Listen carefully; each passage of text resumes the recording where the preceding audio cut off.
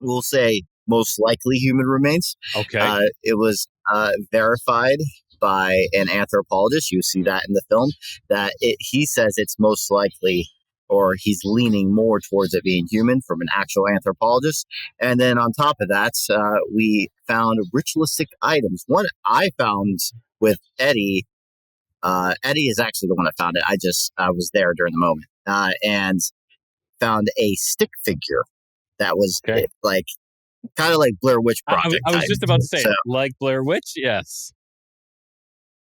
The Codega is a guide and a storyteller, escorting you through the night, lighting the way, warding off thieves, ghosts, demons, and other oddities.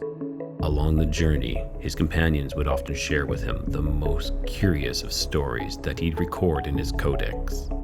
Perhaps you just might find yourself traveling with the Codega and sharing one of yours. Welcome, curious souls. It's another episode of Codega's Codex of Curiosities. And of course, you know me. I'm Rye the Codega. And today I am joined by Matt Benton and Joe Vitale. And we are going to be talking about their film, Evil Unearthed. Now, this is a horror documentary. I'm not sure if that's been done. Think like Blair Witch, but real and not out in the woods, but in a house.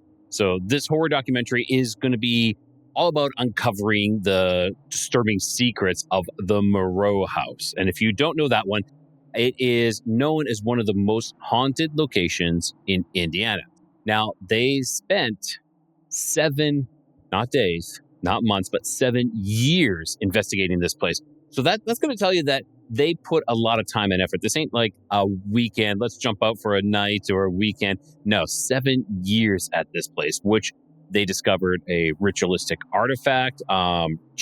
They got some chilling activity on camera, stories that push us to reconsider what lingers in the shadows. You know, is it demonic or something else? Now, also, there are many things that are going on at this house, and it's pretty intense. It's pretty crazy. We had a fantastic conversation. You know, we went through all the spectrums. They dove into the history of the house too.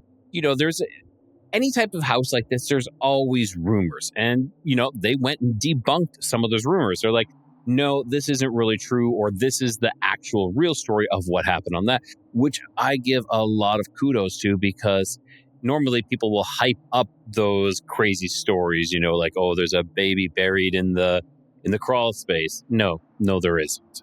So they went through, they did a thorough investigation, and I can't wait for you guys to watch this episode because it was a lot of fun and I really enjoyed it. Now, if you guys are enjoying these episodes as well, make sure you guys hit like, give the show a rating. I really prefer a 5-star rating if you could. Also, I have Patreon. If you're sick of these advertisements, go to Patreon. You know, for $6, I said 7, but it's actually $6 a month. You get all the episodes ad-free and some bonus content too that you're not going to find anywhere else but on the Patreon. All right, enough of me chit-chatting. Let's get to it. Let's do this. All right, everyone. I want to welcome Matt and Joe to Codega's Codex of Curiosities. Matt and Joe, welcome here. And for those who don't know you, for those who don't know what you guys do, I'd love for you to give my listeners and viewers a little bit of background about yourselves and, let us know where we can find you. All right. Well, go ahead, Matt. Go ahead, Joe. I seen you were muted. Sorry. I was just going in. I was going in the order of the screens.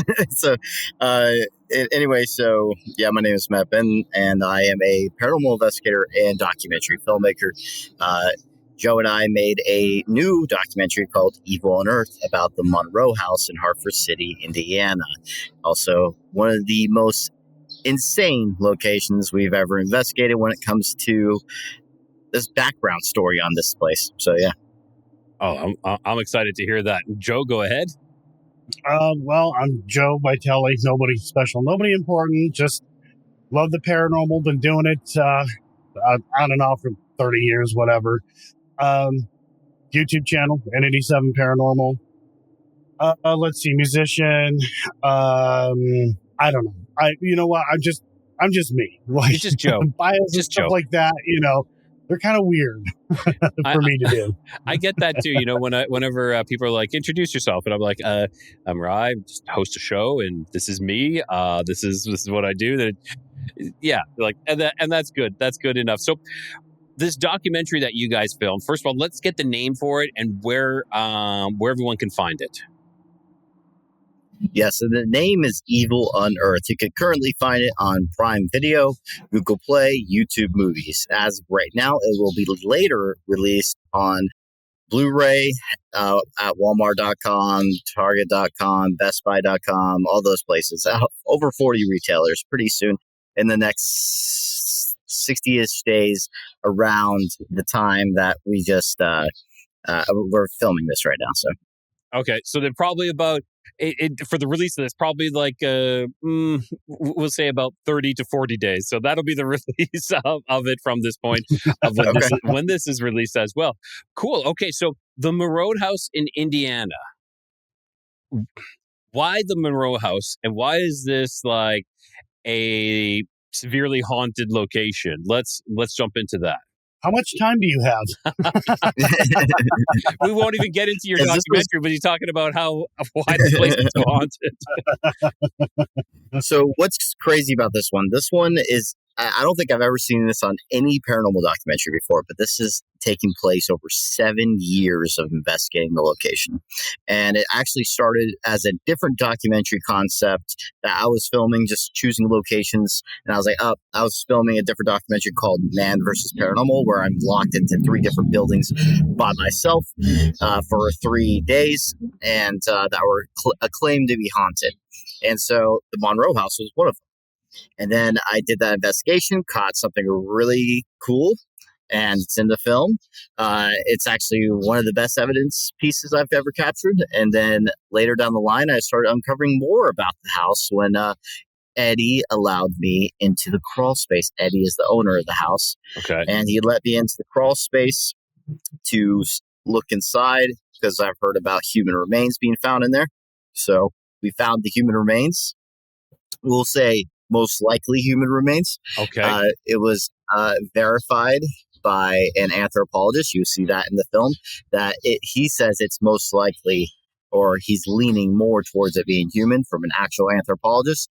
And then on top of that, we found ritualistic items. One I found with Eddie. Eddie is actually the one that found it. I was there during the moment and found a stick figure that was like kind of like Blair Witch Project. I was just about to say, like Blair Witch, yes. Yes, yes. And that was like a surreal moment because it felt like I was in a movie in that exact moment. And now, ironically, it's in a movie now. It's a documentary. Fair enough. Now, this piece of evidence that you alluded to when you were first talking, what is that? Was it like an EVP? Was it something caught on camera or physical? Or what was that piece of evidence? You see it in the trailer a little bit, just a little snippet. So I'll just say what it is. A door opens up by itself and unlocks itself. So you just have to see it in the film. Oh, okay. Someone's letting themselves into the house or into a room. Yes. So you will see in the film, go through a little debunking process. Couldn't explain it. It was weird. And it's also was my first time ever capturing something move on camera because I've been doing this for so long. I think I've only captured it 4 times. That's it in my entire 15 years of experience.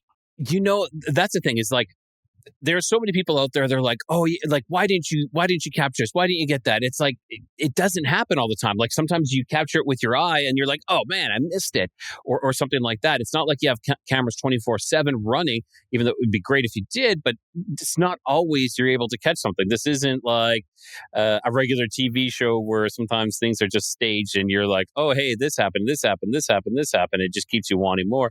This is reality of this. And that's exactly why we filmed for 7 years because it's not like the movies and the TV shows. So it was a long process of collecting all this footage. And also some of it was given to us by people that were not filmmakers, not YouTubers, that just gave us some paranormal evidence that they captured when they were there. and we also included it. But I also put a little notes in the beginning of the film, kind of in the beginning, where we mentioned. Sorry if it's noisy over here. I'm sorry. No problem. There's cars over there. I'm currently deployed for the people that don't know. So I am. It's pretty noisy. Anyway, so when it comes to in the very beginning, we have a disclaimer saying that anything that is not our own footage, we do not claim as being a legitimate. We don't know. So we kind of put that out there. I say it better I type it out better in the film, but yeah, that's basically what it's saying. So That's yeah, the gist of it all. So, that's okay. just So why the Monroe House? Okay. So let's, Joe, you kind of said, we don't have all night to be able to tell about why the Monroe House, but let's give us some, I don't know, some Coles notes, some of the reasons why the Monroe House was chosen.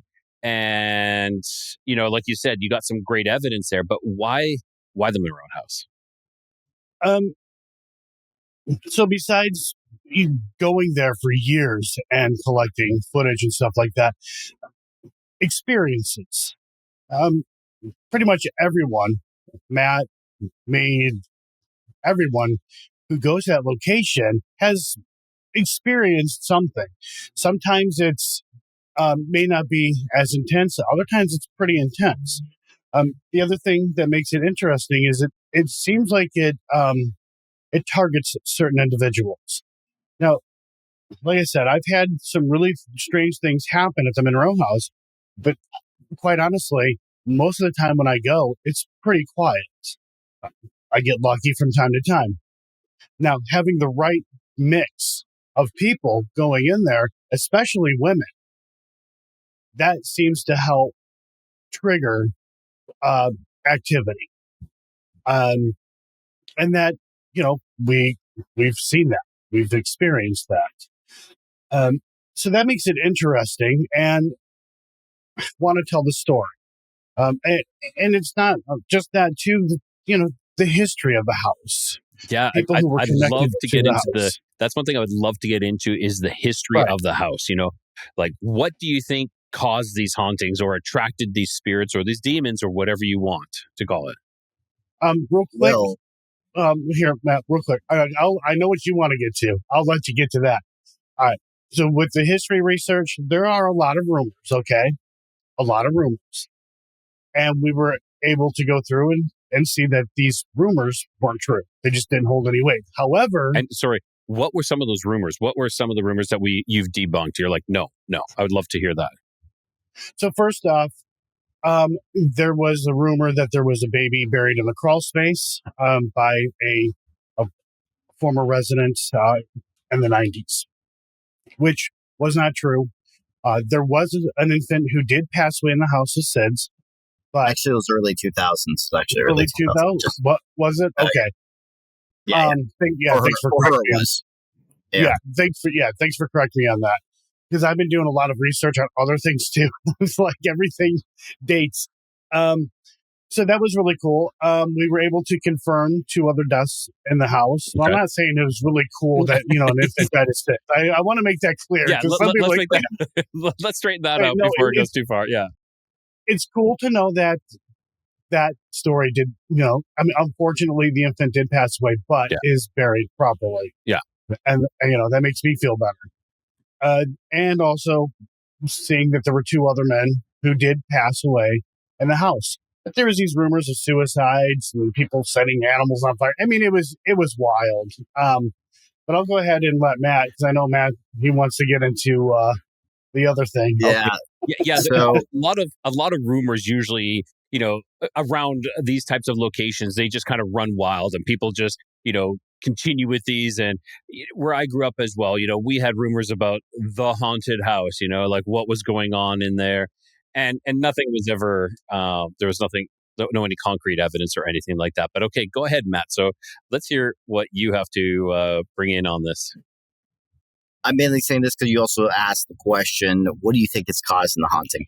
I actually believe it's mainly the rituals is what's causing the haunting there, because we did find out the person that was doing the rituals in the house during the 90s. That's where I think he got confused with this guy that was in the 90s. So, So Yeah, so this was in the 90s, and I believe 1994 or 1996, one of those 2 years, he was in the house and was performing rituals on a specific individual, and it's known as black magic. And so basically, when he was doing this, it got out of control for him. He started having a lot of experiences. Sorry, the plane's going by. That's all right. That's all right. As Matt had said, he is deployed.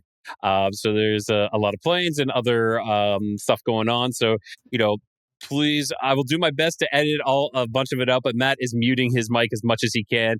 And that's why I took over talking, because he muted and now he's back.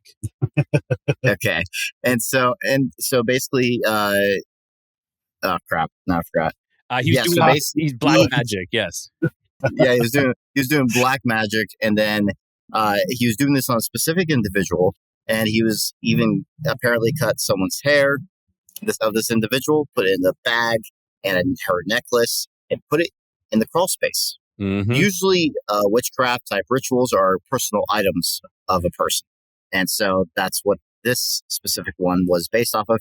The stick figure is some kind of effigy that's apparently he was trying to summon Beelzebub, is what the story is from Mike Diddy. So Mike Diddy's the one that apparently actually talked to him, and so this is the story we got from him. When he was able to talk to him a long time ago. We aren't, when it comes to documentary though, he says he didn't, well, Mike told me he didn't want to be filmed at all. And then I verified that because I tried to talk to him. And he basically told me to fuck off. I was like, and so he didn't want anything to do with the documentary. I even offered him like $2,000 just to talk, and I could blur his face and everything. And he just didn't want to do it. So I couldn't get his actual interview.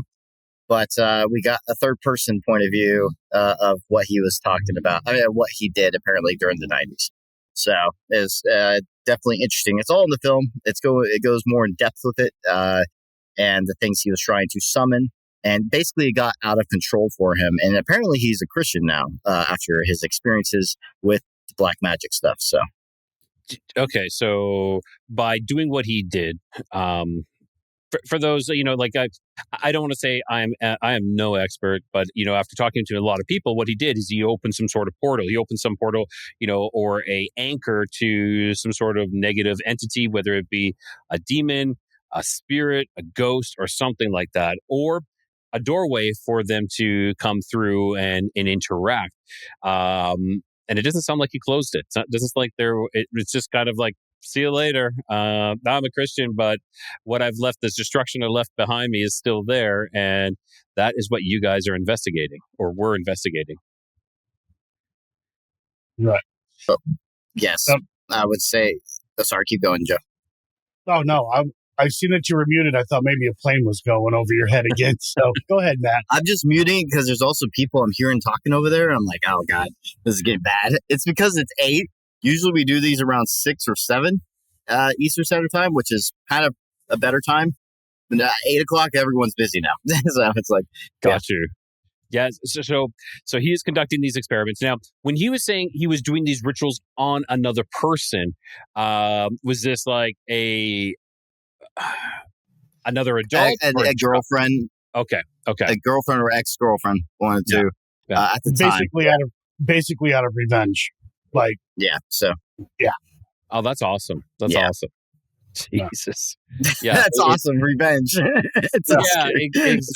Ooh, revenge. Yay. Yes. Like, I can't believe that, people would go to these extents to do these kinds of things, and trying to summon major demons, Beelzebub is not something you want to be working with, especially if you don't have a clue of what you're doing. Well, even if you know what you're doing, either way, you are just talking and interacting with things that aren't good. Now, this effigy that you said Eddie had discovered, and you were with him there, Matt.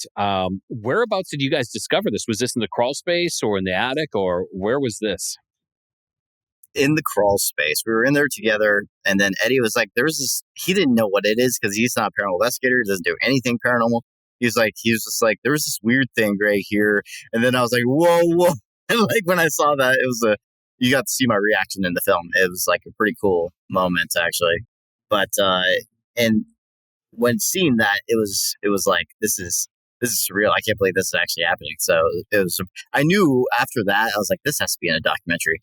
At the time, I was still thinking the Man versus Paranormal documentary, and then later, after we started uncovering more and more and more, it was like, yeah, this has to be its own film. It can't just be like a sub story. It has to be the full story on this house, and that's why we created Evil Unearthed, because we did unearth some artifacts that were meant to be an evil attempt. Exactly. Now, what became of this effigy? Like, did he keep it there? Was it removed? What happened to it?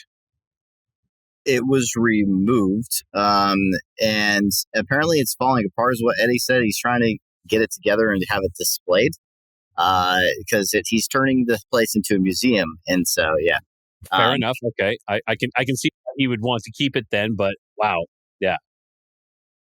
Yeah, so originally he was actually a person that was trying to flip the house. And so when he was flipping the house, and the workers he was hiring, all of a sudden a lot of his workers started like quitting. And when he was like trying to figure out why, and then basically they were having some paranormal experiences. And then Eddie started having paranormal experiences, and then he started getting 911 calls from neighbors because of seeing someone up in, like a woman, like in the upstairs. This is before it was open for investigations, by the way. So some woman being upstairs, and then also someone heard screams like of distress inside the house when no one was in the house. And so so the police were called multiple times. Actually, that's the reason why he started covering up the windows, because he was tired of getting all these 911 calls of someone saying that there's someone in their house. So yeah. Yeah, so it was pretty extreme, and the thing is about the house, the more I think some locations get investigated, it starts to become redundant, and the evidence starts to die down because you have everyone coming in all the time asking the same old questions. I believe there is also multiple spirits there. It's not just the demonic entity. I think there's possibly maybe some others involved, just based off of the experiences other people have had, but that could also be a mimic of some kind. Yeah, I never know. But it's complicated. It's complex, and it's all theories when it comes to the paranormal. It's no facts involved here. It really is. It is all speculation. That's what we say all the time. It's all speculation. And then you got like people coming in. They're like, I'm an expert. I'm like, you're an expert? No, you're not. So there's no that one doesn't exist. maybe an expert in something like videography or photography or electrician, something to that effect. But when it comes to like ghosts, demons, or whatever, no. Yeah, there's no such thing. Yep. And this goes with all fields, like whether it be UFO, aliens, cryptids, paranormal, everything. You can't be an expert until we actually, I'm sure the government has something, but we can't be experts until we're literally have it open, dissected in front of us, in front of everybody, and we study it and study and study it for years. Even then, you're only studying one small aspect. It could be one demon you're studying when there is countless, like a plethora, like so many more. You don't truly know until you catch them all. Unless some Pokemon there. Yeah, there we go. Yeah, I was going to say. I don't think those are the kind that we want to catch. Also, you need a repeatable. When it comes to science, you need to be able to repeat the same results, and that's very tough when it comes to the paranormal. Scientific because it's method, yes, very exactly. random. Yeah, yep. It's so that's going to be the toughest part about the paranormal. And there's some tests we could possibly do one day, but no one is using. It's not being properly funded for this kind of research in the science communities, because it's a lot of money, lots. Because I already know one test we can do, but it's like $70,000. So it's like, they're going to need some more money for something like that. You need a lot more documentaries. Yes. So in the future, I plan on trying to do these experiments, and this still won't answer everything, but we're trying to see if we could get more replication. It still, I don't think, won't get us there 100%, but we can maybe solve maybe some other mysteries. We just need to test it out first. We don't really know until we test it. So, uh, but anyway, when it comes to this house, and out of all the locations I've done, this one definitely had the most interesting story. And it's going to be hard to top this documentary when it comes to story, just saying. Fair enough. Now, you had said that there were the workers quitting, and Eddie himself had some experiences. Do you know any of those that you can relay to us? Whether it be the workers or Eddie's experience himself. You could tell the one that he experienced upstairs, Eddie. He was upstairs working on the house, and I guess he thought his brother-in-law was upstairs with him because he had thought he had seen his brother-in-law, and then he realized it wasn't him. Yeah. He wasn't there. And then he literally got so scared he jumped out the window. Yep. So, what? And, he jumped out the window from the second floor. So yes, he got on the roof. What shit? So he saw someone working there with him, is what you're saying? Well, it wasn't not working. Not working. He just thought he'd seen his brother-in-law. He thought he saw his brother, like he saw a shadow of a person walk into this other room that's next to him. He thought it was his brother, and then he didn't hear from him for a little bit. He's like, that's weird. So he went to go check, and then all of a sudden his brother's not there. He's like, he freaked out. He like jumped out the window onto the roof, and then he pulled the plug from whatever he was working on from the wall, and then he dipped out. It was a pretty funny story. But my favorite story is the distress call from 911 from calling the police. For they were hearing screaming and distress, which actually relates to the history. So hang on. So, I found that. So who called 911? It was one of the neighbors. Okay. Because they were hearing. Yeah, so I think the cops know about it being haunted, and I think that's why they didn't break it in, because usually when there's a distress thing, they usually just go in no matter what, because they called Eddie and basically said, is there someone in the house? And he said no, but I'm going to be there soon. They got there. They opened it up for the cops. He opened it up for the cops, and then no one was in the house. And they heard like a woman in distress in there. And I find that interesting based off of the history of the location. And I forgot the year exactly, but it was in the Hartford City Times or Hartford City, some newspaper from Hartford City, about this couple that had some issues, and there's abuse claims from both of them from the newspapers. And so I found that very interesting. They said that the woman was abusing the kids, and then they said that, and then the woman says that it was the husband that was abusive to her. Don't really know, but because it was just all claims in the court, we don't know 100%, obviously. But back in that time period, there was a lot of that happening. So, yeah. Now, with that story though, with Eddie, and I'm gonna make this sure I won't go into the entire story, but with that claim of Eddie seeing that shadow figure, what it was, I was there by myself, and I had already investigated with Eric Connor. He left, and I started hearing this banging sound. I'm like, okay, because I was sleeping. Okay, and when you mean banging, like someone like banging on a door, yeah, just some. Yeah. Okay, so at first that's what I thought it was, and I thought Eric had forgot something, and then I realized it's coming above my head. Problem is that there's nothing above my head. The upstairs doesn't start until I don't know what 10 feet or something like that from where I am, but it's literally coming up from over my head. Anyhow, I go up there, check it out. I start walking back down the hallway. I smelled cucumber melon, that lotion, and I didn't really think too much. I thought that was like weird or whatever, but I was also tired because I was only sleeping for about 30, maybe 45 minutes. Jeez, okay. And out of the corner of my eye, I see something, and I turn. By the time I look, I seen somebody that I knew go into one of the rooms, and I'm just like, did I seriously just see that? And I'll just leave it at that. It was weird, and like to know that Eddie experienced At something the similar exact to that.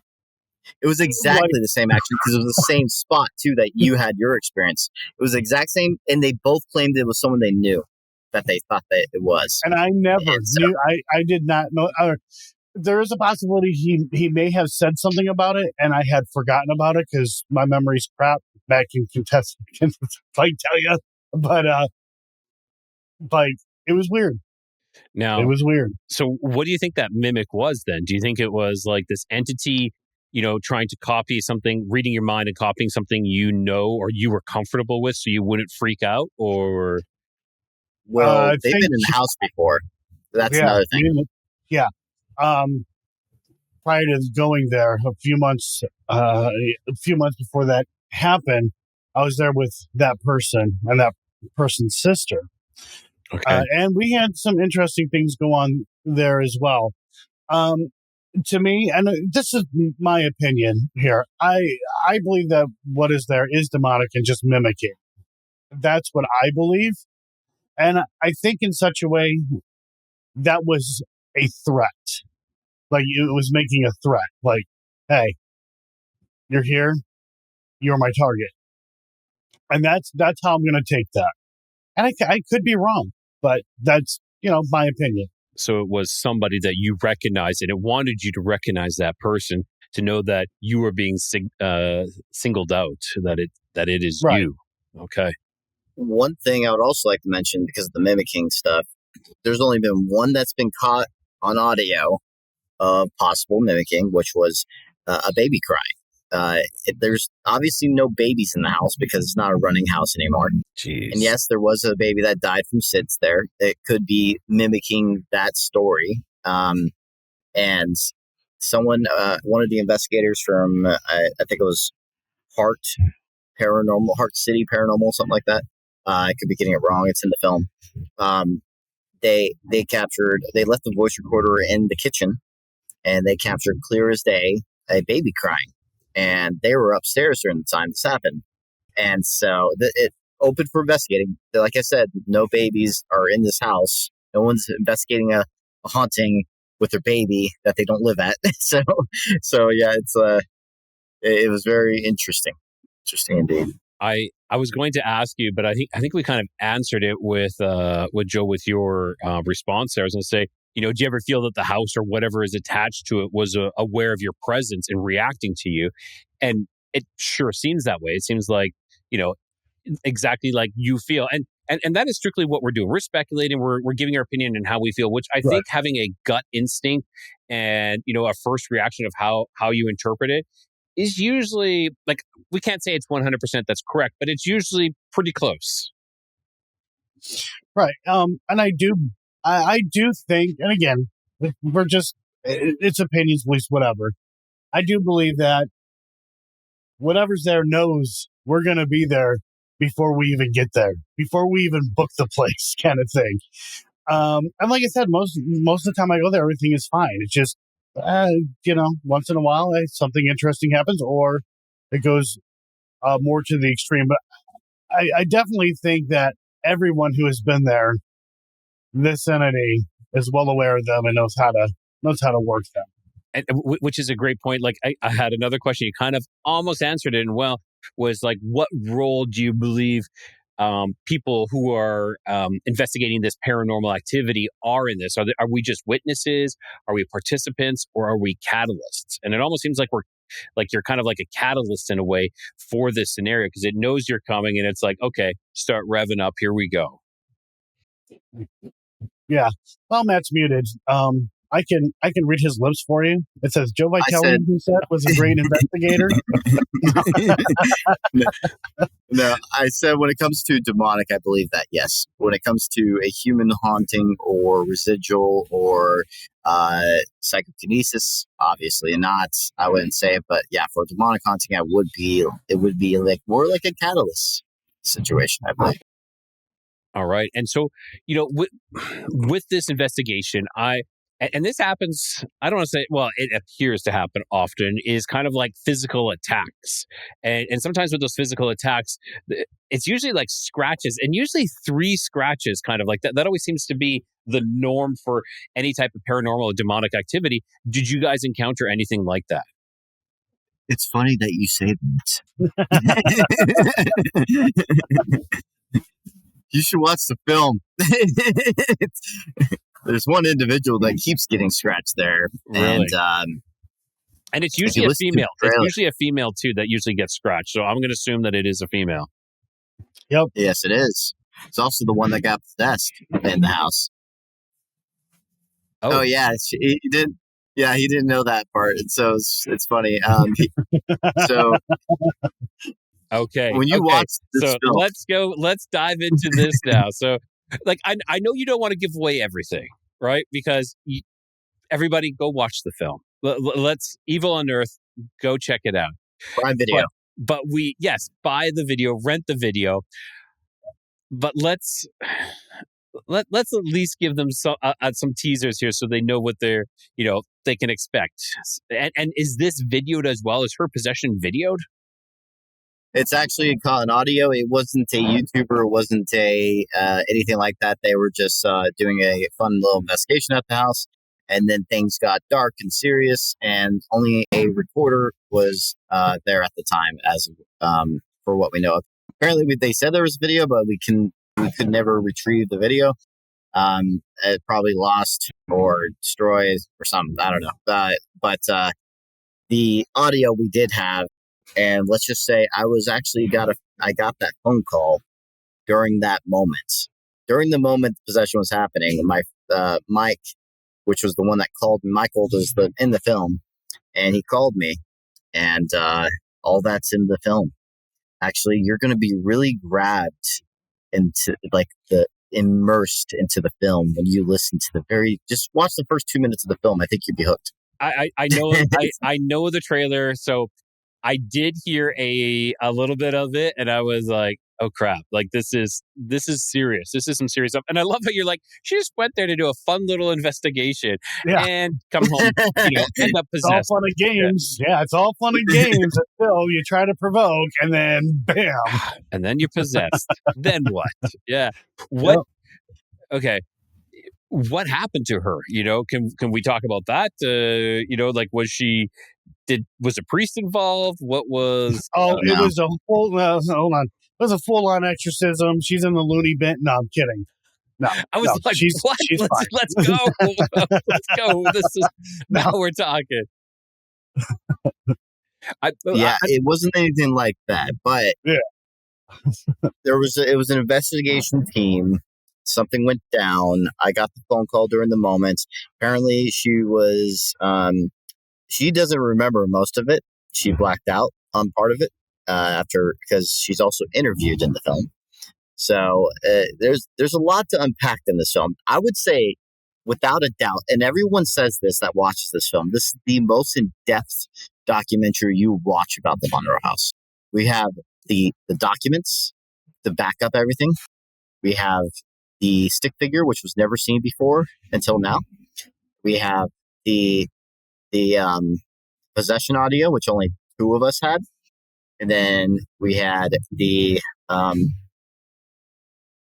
other interesting. My what's weird about this right now is my computer's freaking out right now. It's kind of weird. It's like things are clicking all by itself right now.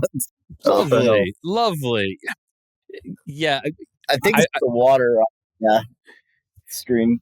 I will say there are some times where I do interviews and I have had some very strange occurrences. I used to record out on my patio. I'm located in Mexico, and I have a great patio with it's nice out there. And there was one time during one very intense interview where I was having a lot of electrical audio issues, and then a bird literally flew into the side of the house and died right beside me while we're having this interview. So, while you said that, the birds started chirping. That was weird timing. The birds weren't chirping this entire time until you mentioned birds. There we go. Jeez. Yeah, this is Synchronicities, man. exactly. There's so many ties throughout this. Now, now I forget my question. I had a question ready. So I'm when you sorry. go into that's all right. That's all right. So, like spending so much time in the Monroe place, how do you guys protect yourselves mentally, emotionally, or spiritually when you go in there? Is there anything you do? I walk into that place like I would my own house, to be quite honest, or any other location. The thing is, we try and capture evidence. That's like our job as investigators. The thing is, though, I think I do have a wall and I have my own beliefs. So I think that's my protection, but it's also kind of subconsciously because of my faith. And so I don't think it's like, it's not anything I premeditate do, Yeah. when I'm in there. Yeah. So it's just, and I never get attacked or nothing like that. Really, I was going to ask if anything has attack-wise, followed you home as well. That was kind of like the Yeah. follow-up. But in my early days, yeah. In my early days, there was something that followed me home, and I had one. My first Demont case too. I had something happen to me. That was in 2016. So yeah, but I would say, yeah, it's definitely, once you experience it, it's a eye opener for sure. That, because for a long time, you don't really know if, like, oh, is this demon stuff real? You don't really know until you experience it yourself. So, like, the actual true evil. So yeah, I understand that completely too. You don't know it's real. And like I had an interview where I interviewed her name was Jess, and she was talking about all these orbs she was seeing, and they're flying around and they're actually like blinking and communicating with her. And someone's like, "Oh, you got to stop interviewing these crazies." And I'm like, you know what? Like, to you from an outside who hasn't had these experiences, you might see, oh, you guys are crazy. That isn't really happening. But you're one experience away from actually understanding not necessarily what is going on, but to understanding that, okay, they're not crazy. There are things happening. These things, it's not someone with a fishing line pulling the door closed or locking this or doing that. There are these unexplainable events. And it's just, yep. Go ahead, Matt. I was just going to say, for the skeptics that like think, oh, this is all fake and everything, I literally live streamed the entire editing process of the film. All of it, all about 400 hours-ish of the film editing process is all live for my YouTube members on the Paranormal Research Unit channel. And so, and also we are going to be, after the film has been out for a little while, we're also going to be sending out, whoever wants it, raw footage. So if they want it. Uh-oh. And we even, we reviewed all the raw footage. So, Yeah. Transparency is important. And, no matter what we do, though, we realize that there's always going to be people like, oh, it's fake. And you can say, well, look, we can go here. You can watch how, this was put together. You can see all the raw footage as it's being reviewed. And there's like, oh, it's fake. They just want to stick with, it's fake. Even though here it is. Here it is. There's always going to people. There's people on both sides of the camp, actually, we'll say that. There's people who will always say it's fake and gay. That's just fake. That's what it is. And then you'll have people on the other side who will be like, everything is 100%. Everything is real. Everything is 100%.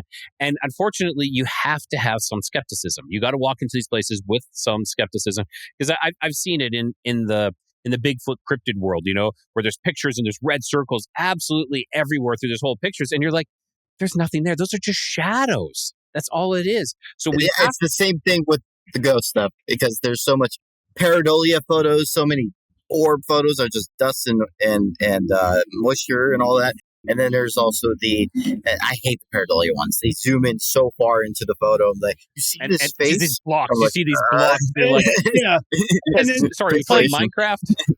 Here we have a phone that can take amazing photos, and you're going to send me a photo from this phone that looks like it was taken from a potato. I agree totally. And it's like, look at, and then they not only do that, they'll send it on Facebook too, which also degrades the picture as well. They're not going to send you send me the original, send me the zoomed in one, but email me the original copies. Don't send it through Facebook because Facebook's going to degrade those photos. It's going to reduce the quality of the photos is what I mean. Let's start there. But yeah, I would say for those who are hoaxing out there, please stop, and then now we have a whole other level though. We have AI, right? Which is making things that much crazier. And it's just like when AI first kind of was coming out with these AI photos and whatnot, it was easy to tell. They have these huge fingers, they're all messed up, and one arm is longer than the other. Now it's getting much better. And it's kind of like, okay, this is getting worrisome now because and the video stuff that people are doing with AI. And I mean, it's just a matter of time, and I think that time's coming here within the next not even year, maybe year. I agree. Where that's going to get implemented into people's videos as if they captured something. Yeah, because there was one, I saw this ball lightning video and it was legit. Like, in my opinion, it was legit. But it hit a point where it was kind of like the video kind of did this and you could see where the AI took over. And then it went all into this fantastical kind of craziness that was happening. And I know someone's like, oh, look at this. And I'm like, part of it is real. And the other part isn't, it depends on what you're saying. Sorry, I just having an issue with my fan here. But yeah, sorry, I'll go back to that. Yeah, so some of it is real, some of it isn't, but we have to be able to sit there and say, no. I really think that AI should have a disclaimer, almost like a watermarked on it from now on. And I use AI. I make AI videos, part of my video itself, but I do it on purpose and I'm not pretending it's real. I'm doing it for fun. For me, I use AI as a tool, not replacing it. Yeah. So for example, I make a Facebook banner, for example, that needs to be a certain ratio, but this photo we took was a 16:9. It wasn't big enough, so I was like, you know what, I'm just gonna make the sides of it longer instead of a black box or something like that. That'll look horrible. And so that had AI fill out the photo, and then fill the rest of the photo out. Or this is for promo stuff. This isn't evidence stuff that we're trying to show. So it's stuff like that, or pixelation in a video. You can use AI to make the not look as pixelated. To smooth it out. And so yes, smooth it out. That's an AI thing. Usually it's better in photos than it is for video. Video isn't there yet, but without it looking really bad.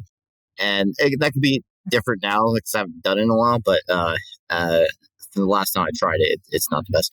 Anyway, so it's I use it as a tool, and also you're not going to see any full-on AI in any of my documentaries. We'll just say that there will never be that ever. No, that is great. And actually, I want to bring up. So I interviewed a gentleman recently who goes by a moniker, by an alias, because of the criminal legal ramifications. But he was hoaxing crop circles. He was one of the crop circle hoaxers in the UK. But he says he came out and straight. He's like, the first time I did it, we're they asked me to come and complete this the circle with them, and he went and did it. And he realized, though, that it's something more. It's not, he's like, we're not hoaxing it to, or creating these to be a hoax. We're creating these because there's actual interaction with entities that are happening at these sites when we're doing it and just when we're finishing it. He says there's these light orbs that start to show up, and he's like, it is crazy. So there's two types of hoaxing. There's hoaxing where you're trying to fool people, but there's this side where he's like, we're not trying to fool people. We're creating them for another reason, but people are believing it to be, oh, these are UFO made. He's like, no. I was doing one of them. And he has to, like I said, he has to remain anonymous because there's criminal implications from that where he could be sued and charged, which is quite interesting. That's another thing, when it comes to the fakers out there, they do so many actual investigations, but at the same time, they're probably going to have mixed with real and fake because of the fakers, because they're actually doing it at real locations. So, but the thing is, your credibility is gone after you start faking. So, it's thrown out the window now. So it's right. I know of someone that started faking. But I believe in one video he captured, which was the best apparition footage I've ever seen. And I'm like, yeah, he did not fake that shit. That's like, I don't know if I can cuss here, but that was like too real. If you look really in depth at that video, and then it sucked. It was pretty disappointing because then everything he ever has done is thrown out. Yeah, so it loses all credibility because he has faked this, and it's like, well, is this faked? Is this faked? You're like, well, this is too good to be faked, but it's questionable now, and everything is questionable. Sorry, go ahead, Joe.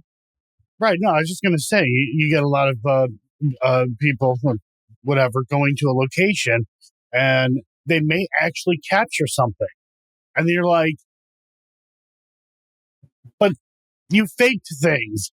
Like, I can't sit here and be like, oh, hey, you captured something. Great job. When they've known to fake things. Like, you can't do both. No, sorry. No, I agree. I agree totally with you. Sorry, Matt, do you have anything else you want to say on that one? Or are we going to move on to another question here? Good to move on. All right. So how do you feel? So Evil Unearthed, what sets it apart from any typical ghost hunting documentary? What do you think makes it a step above? Okay, so my direction in this was to make it a true horror documentary. So, there's paranormal activity, there's Blair Witch Project and everything, but the thing is, those are fiction. They're fake. They never were real. This one is supposed to be 100% real and also feel like a horror film. The best to its abilities. Obviously, there's not a whole bunch of jump scares or anything because it's real. So, to the best of it for its feel, how it feels and everything, how the music, the sound design, all of it feels like a horror film when you watch it, but it's all 100% real. I think it might be I don't know for sure because I haven't seen every film ever made, but this might be its own genre because I haven't seen it before in this aspect of a horror documentary style. And so 100% real. And I think that's unique. I haven't seen it before. So there's people that try make things creepy and everything, but they ruin it. Like, I'm not going to call out people, but they ruin it with, I hate reenactments. Hate it. Okay. Hate reenactments. Like, because it takes me out of the documentary. Yes. The footage they do for B-roll for like when it comes to actors and everything, playing out a sequence that happened or something like that, or fake ghosts in it and stuff like that. And I was like, I hate him so much. It takes me out of it. It's not a documentary anymore. It doesn't feel like a documentary anymore. It's and I don't like it. And that's what's also different about this one is that there is absolutely none of that in this film. And also same with our last film. There's actually one sequence. There's a guy with a newspaper, but that is a close up of a newspaper. That was it. But the only thing we staged was this guy reading a newspaper because you probably wanted something from the newspaper article that you wanted. It was stock footage. Okay, it was stock footage. It was one thing, and it wasn't really acting. It was just opening up a newspaper. So it was more like B-roll actually. Yeah. Joe, what do you got there? Is there anything you want to add to that? No, I think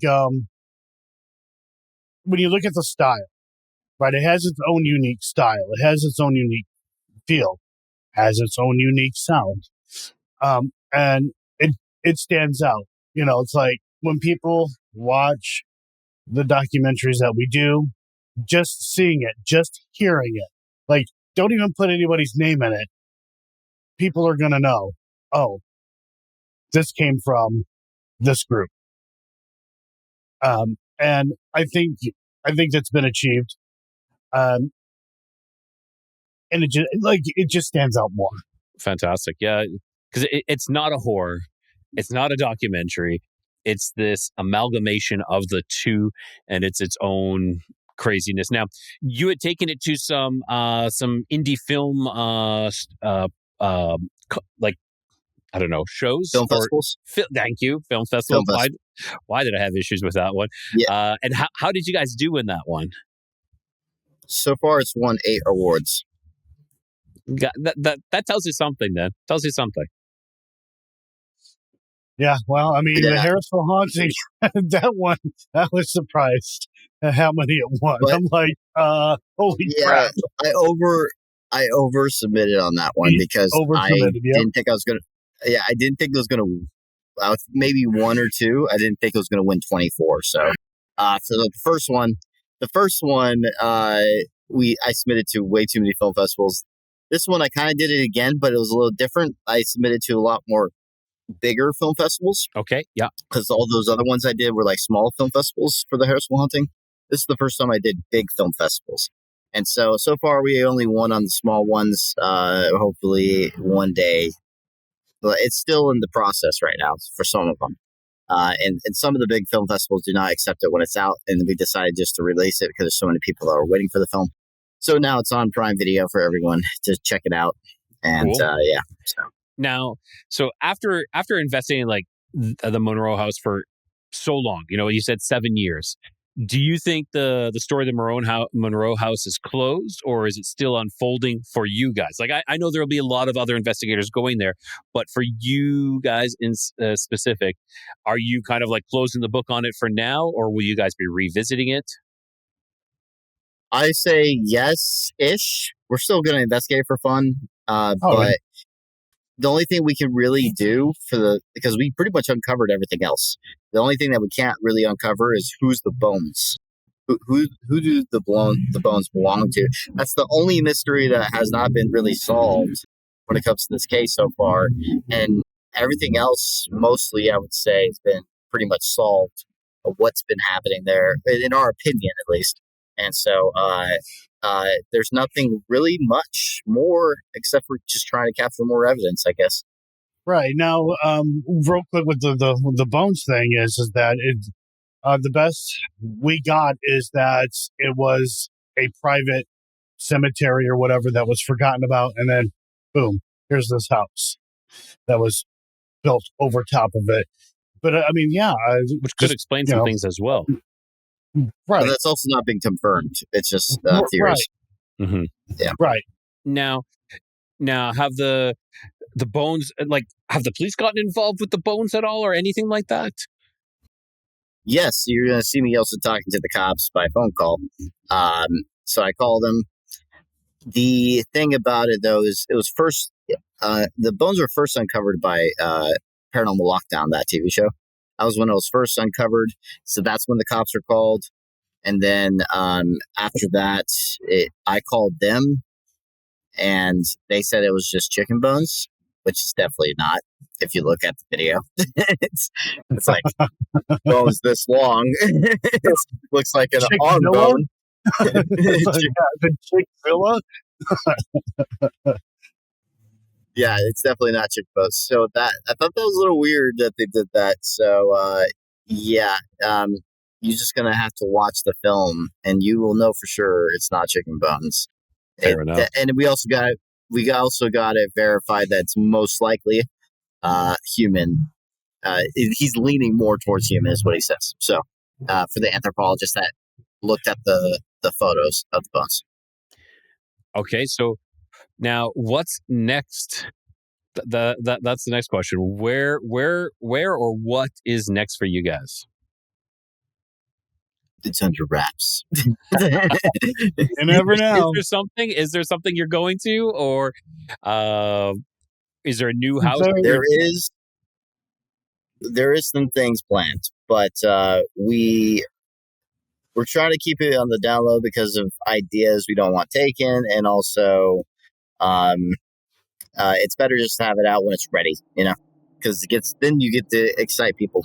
Yeah, fair enough, and I agree with that. Like I've seen people do these investigations when they go to these other sites, and one thing you don't realize is that there's a lot of other people there as well. It's not just unless you book it all for yourself, but it's kind of like it's this continued rotation. I'm sure you want to find a place that is like fresh, new, that hasn't been, many people have gone, you want to investigate this and, be like the first ones to release it. So I can understand that why you don't want to release these names as well, because sometimes the secrets are best kept secret until it's time to reveal. Yeah. Yes, exactly. All right, guys. Well, I want to, we're coming closer to an end, so I want to say thank you so much. One last time, where can they find you and where can they find Evil Unearthed? Well, you guys could, if you want to see all of our other videos not related to the documentaries, you can go to the Paranormal Research Unit YouTube page. It has episodes there. You also see the future trailers being released for the next documentaries or maybe series in the future. And so, Paranormal Research Unit. And then my Instagram is real Matt Benton. And then my X account is at Matt Benton. So, yep. And see Evil Unearthed on Prime Video. There we go. YouTube movies or Google Play is right now where it's released at this very moment. It'll be released in other places later, but in the beginning, that's where it's released. Awesome. Don't forget about the Harrisville Haunting. And Joe, and the Harrisville Haunting is. Oh yeah. Sorry, go ahead, Matt. The Harrisville Haunting. Yeah. Yep, the Harrisville That's Haunting. our first documentary from 2022. Yeah. Yep. Look, I'm not going to say, hey, I'm over here on Facebook. Don't bother me on Facebook. I say this every podcast. Don't bother me on Facebook. I'm a grumpy old man. Get off my Facebook lawn. Get off my lawn. That's awesome. But no, YouTube, Entity 7 Paranormal. I try to keep to myself. Plus, if you see my messenger, or if you had to deal with my messenger, Facebook Messenger, for just one hour, yeah. you get so you get inundated with messages is kind of what you're saying. Yes. Non-stop. Yeah, I should send him a couple more messages. Yeah, I was thinking the same thing, and I'm like, yeah, that's what I'm going to do. I'm going to start sending his messages. Well, I want to. Yep, it's mainly me. I want to say, guys, thank you so much for making the time. Matt, you're out in the Philippines, right? You said, and Joe, you're in the States, I'm assuming.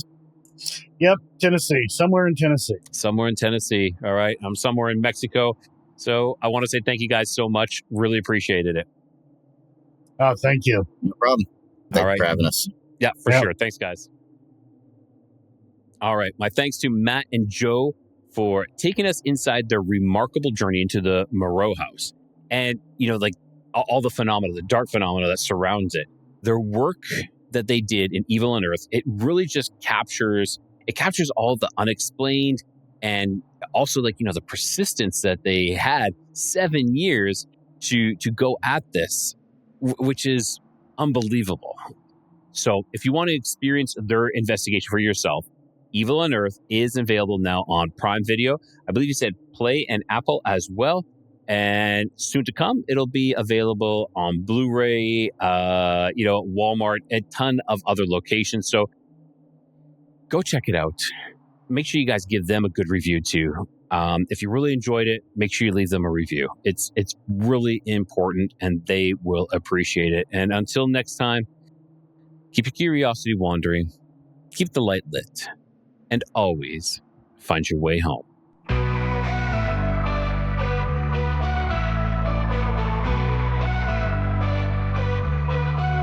Beneath the stars where shadows grow, the Nephilim's echoes whisper low. Bigfoot roams through the forest deep, and Dogman prowls where the brave won't sleep. Across lost history we wonder why, seeking the truth that time tried to hide. Keep your curiosities wandering and the light lit, through the darkness don't ever quit. In the codex, the mysteries come, and always find your way back home.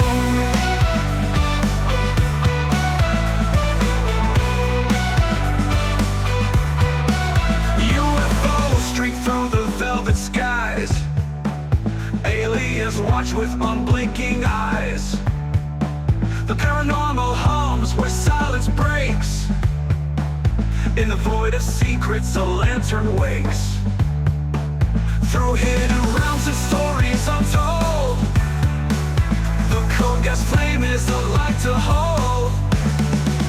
Keep your curiosities wandering and the light lit, through the darkness don't ever quit.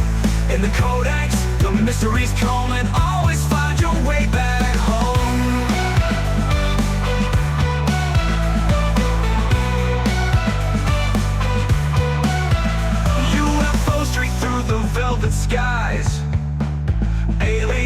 watch with unblinking eyes.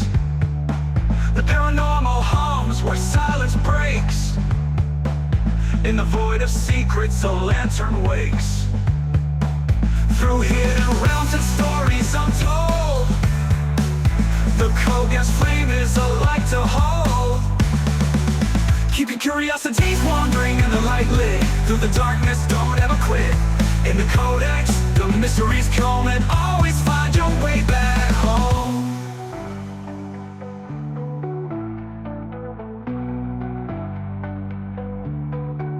Legends rise from the Earth's deep core, a lost legacy we can't ignore. With every step, the veil grows thin, revealing worlds where the strange begins. Keep your curiosities wandering and the light lit. Through the darkness, don't ever quit.